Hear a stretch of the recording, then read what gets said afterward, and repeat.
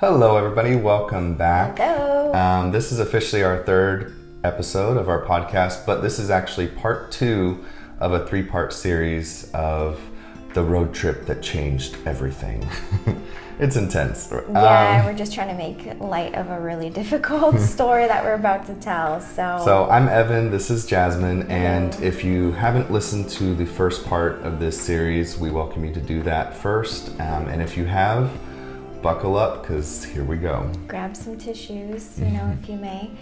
So where we left off was we were in the middle of nowhere. We were an hour past Bakersfield, and we're, headed back to Oregon as fast as we can because we knew something was wrong with Elan.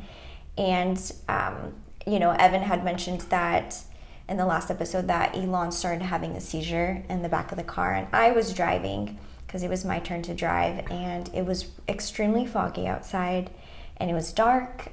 It was at night, and Evan was like screaming at me, yelling, I should say, and saying that, he's having a seizure, he's not breathing, I need to pull over right away. And I was panicked because I couldn't even see to the car next to me, and I didn't even see if there was even an option, like a side spot where I could even, park or pull into. So I was really terrified, and I told him I just couldn't, I just needed to take the next exit.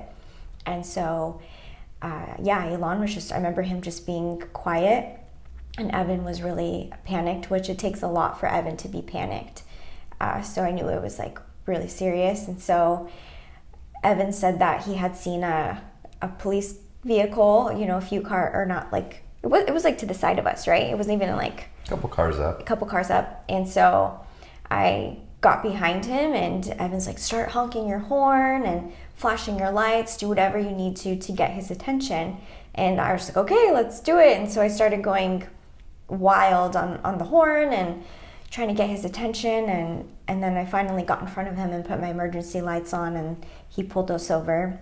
We pulled him over. Yeah, we did. That's our story that we like to tell. We harassed a cop. We That was officially so wild. pulled a state trooper over. Yeah. And very thankful for that state trooper. He, came to our window. Evan rolled down his window, freaked him out. He almost smacked Evan with his flashlight. And Evan's like, we need an ambulance. My son just had a seizure. And the officer was really supportive. He called for backup. He called the ambulance. The firefighters came out. And I remember Elan was just like very quiet and just kind of just like out of it, very lethargic. And it was freezing outside.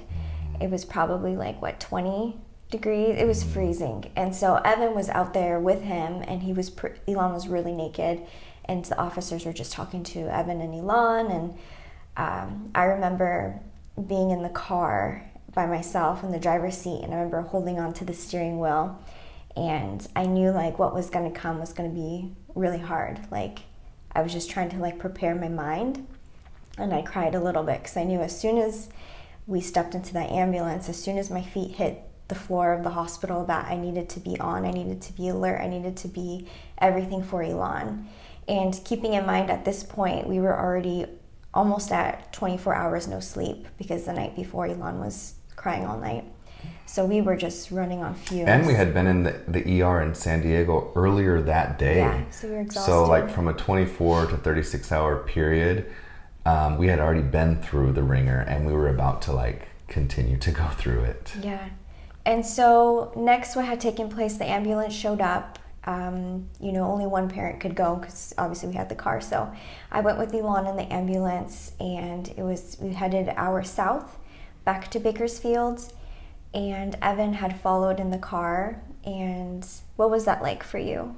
What do you remember? I kept thinking, I'm like, they're gonna turn on the lights, because they were going relatively slow. I mean, it was foggy, and their main priority is safety unless it's like truly a medical emergency.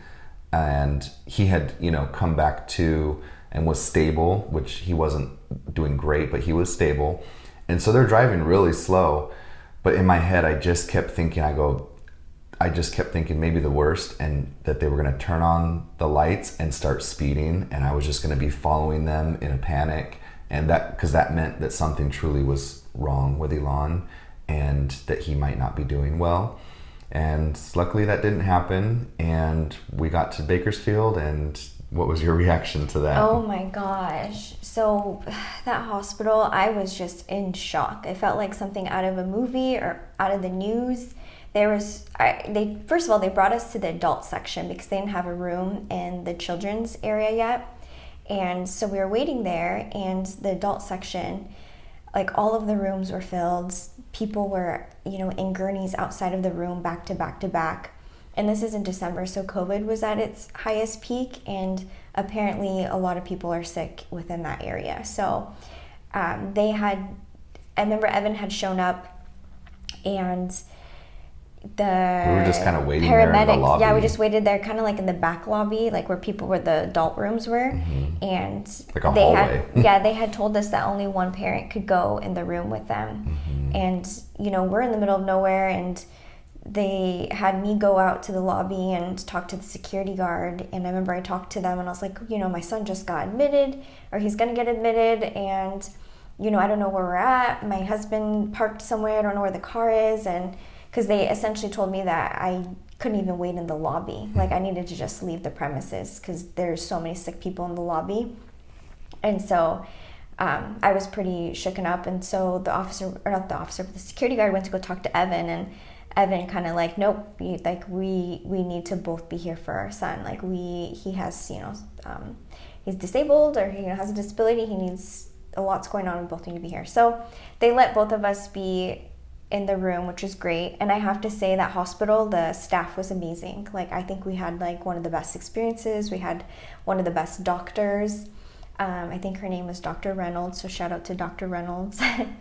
Yeah, and the first thing, we get into the room, and we knew he needed an IV because we knew he needed fluids, and he seemed like he was still in a lot of pain and something was really wrong. And this is one of the first times we've done this, but they attempted to give him an IV.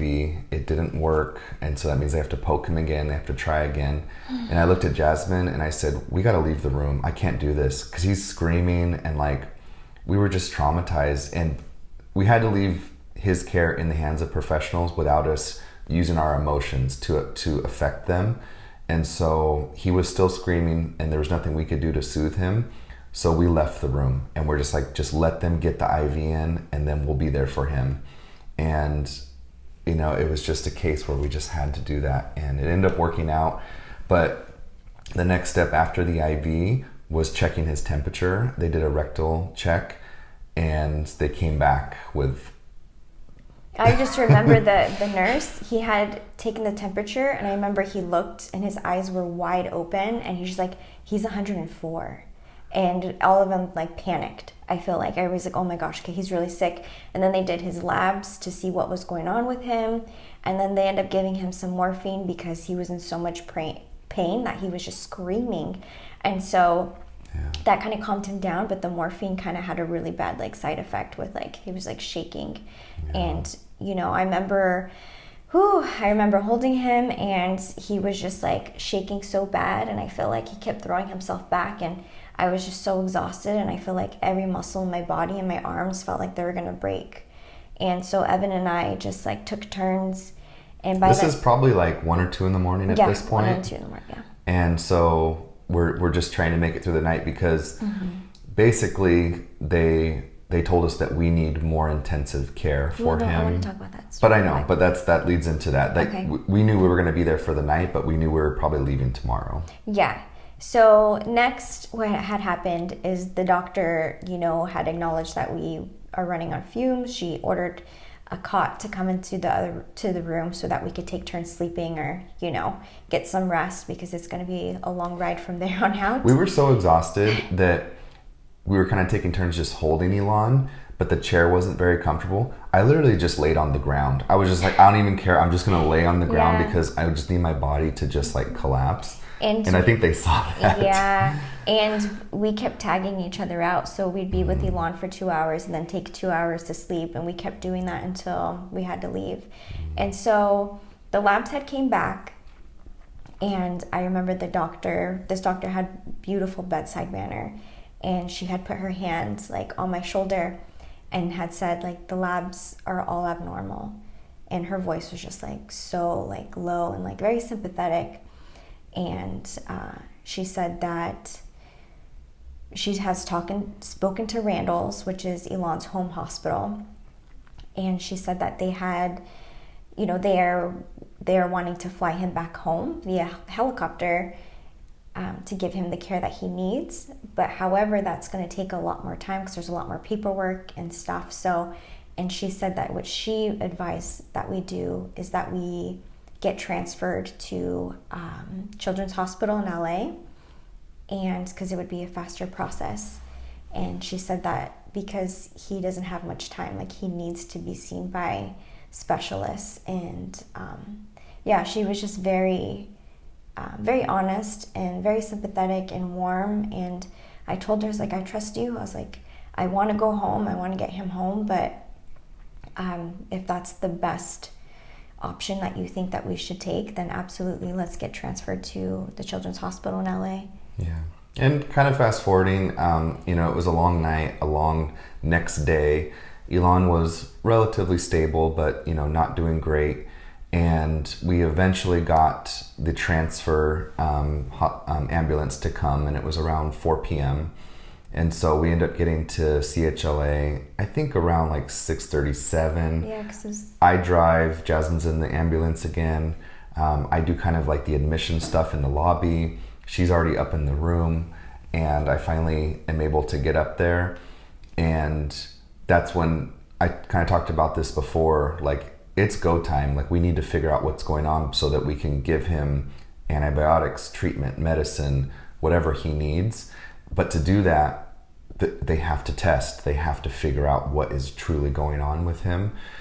And so, we have to go through his whole story, how he eats, what's been going on. And we've done that over and over again through everybody we've spoken to in the last 24 hours. And from that point on, I think timeline is really blurry, but that night there was quite a bit of testing. But then it was the next day we did even more? No, so yeah, they did the labs that night. So initially what they thought Elan had was meningitis, just because of his body positioning and the tenseness in his body, that multiple doctors for sure thought he had meningitis, which is an infection of the brain. So what we were planning to do was the following morning was a procedure called, I think, a spinal tap. Yeah. So he would be under for it, and essentially what they do is they extract some fluid from the lower spine and test it to see whether or not he's positive for meningitis, because apparently that infection kind of, I don't know, like sits in the lower part of your spine as well. I don't know all the details, but anywho, so that was the game plan for the following morning. But that night we did do just lab work. And I remember one of his potassium and something else had come back kind of alarming for the night doctor. And he was so they switched his fluids to something with more potassium in it or something. No, his potassium was really high. Oh. And so he was just like, oh, that doesn't look good. Like, it doesn't look right. We need to do some more tests and more labs. Yeah, they didn't know what labs to take first. That was kind of the key, was that they just did some draws and then it kind of led them down a path to try different things that they had not thought about previous to that. So through the night they have ordered a few tests. So we did the CT scan, and what else did we do? Did we do the ultrasound? EEG or something? No, EEG is for seizures. EKG for the test. heart. Yeah. Mm-hmm.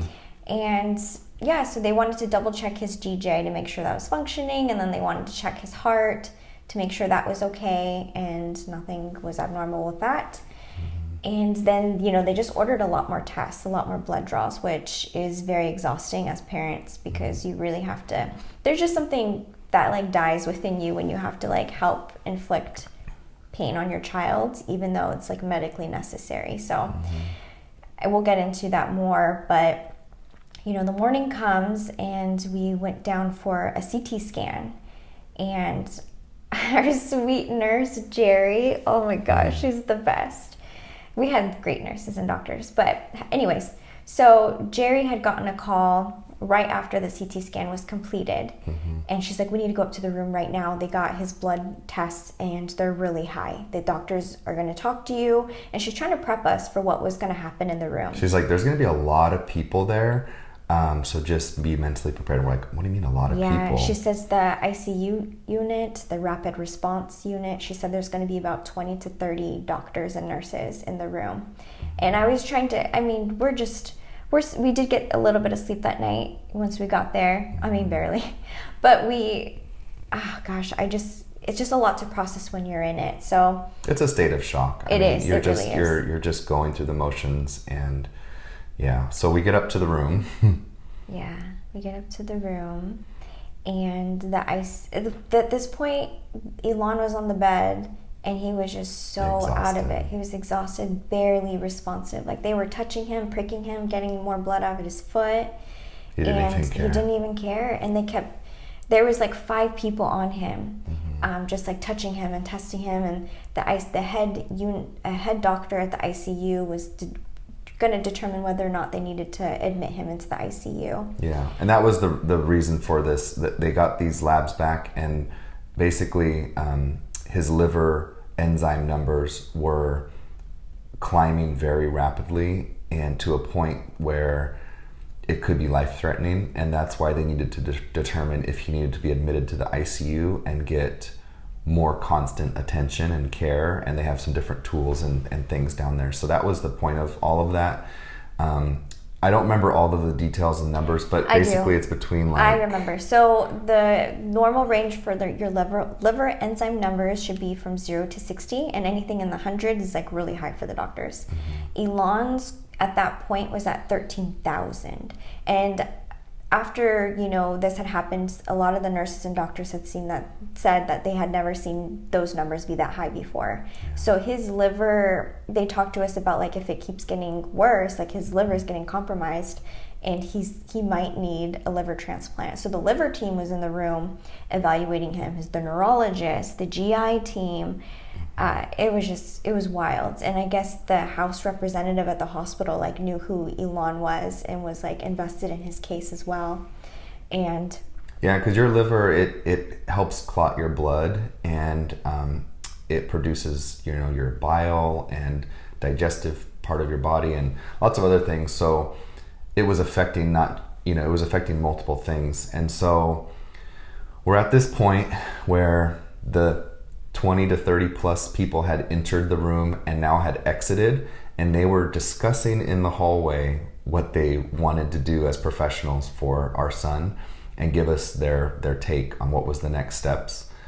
Our main doctors come in. It's a team of doctors, so I think there was probably 2 or 3, and they were all great. We loved them, and we had already kind of developed a little bit of a relationship with them, I feel like, and just kind of a very easy way of talking. I'm on one side of the bed, Elan's in the bed, Jasmine's next to me, the doctor's on the other side, and they look at me and they say, well, at this time we're not going to admit him to the ICU. Based on his numbers, we can't give him any antibiotics or medicine right now because his liver wouldn't be able to handle it. And so at this time, we're just going to have to wait and see.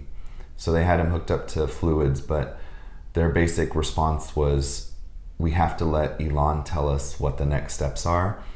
And if it gets worse, then they're going to admit him into the ICU. Yeah, and talk about liver transplants and all these other things.